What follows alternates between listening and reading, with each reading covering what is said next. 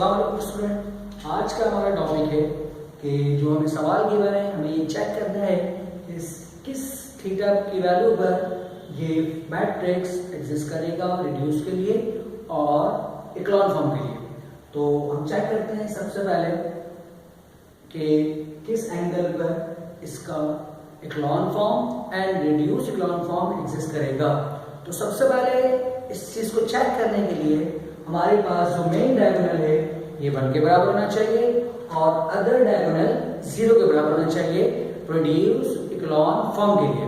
तो सबसे पहले मैं क्या करूंगा, इस साइन को 1 बनाऊंगा।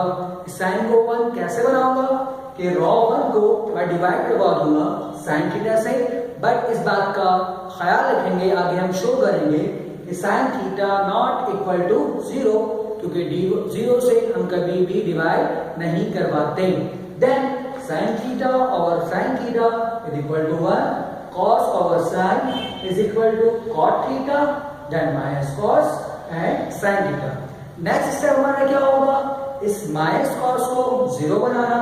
इस माइनस कॉस को हम 0 कैसे बनाएंगे, इसको बनाने के लिए हम रॉ 1 को मल्टीप्लाई करवाएंगे cos थीटा से और ऐड कर देंगे सेकेंड रॉ से।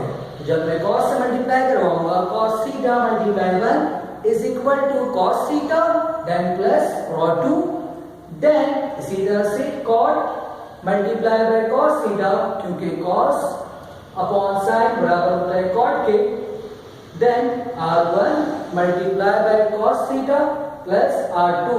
तो इसका मतलब है cot जब cos से मल्टीप्लाई होगा तो क्या बचेगा, cos स्क्वायर अपॉन sin और इससे करवा देंगे। इसके बाद माइनस cos और plus cos is equal to 0। अगला स्टेप है हमारा, और साथ साथ हम यहाँ एलसीएम लेंगे कि साइन और sine sine square theta plus cos square theta upon sine theta. Next step हमारा बच्चों ये है इस चीज को 1 बनाना और इसको 0। Then sine square plus cos square theta is equal to 1। हम जानते हैं बेसिक फॉर्मूला है, तो इसका मतलब मैं लिख सकता हूँ sine square plus cos square is equal to 1। अब ये 1 कैसे बनेगा, इसलिए मैंने यहाँ पर क्या किया है कि साइन से रॉ 2 को मल्टीप्लाई करवा दिया है, row 2 multiply by sine theta.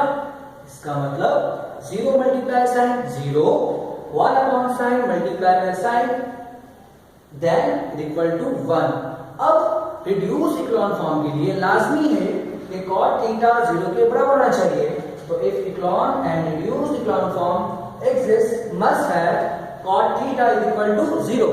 Then cot inverse से मैंने बोथ साइड मल्टीप्लाई करवाया और हम जानते हैं कि cot इनवर्स 0 बराबर होता है पाई बाय 2 के, और चूंकि ये पीरियडिक फंक्शन है इसका पीरियड होता है cot का पाई, तो हम क्या लेंगे, theta is pi by 2 plus n by, or for all n belongs to integers।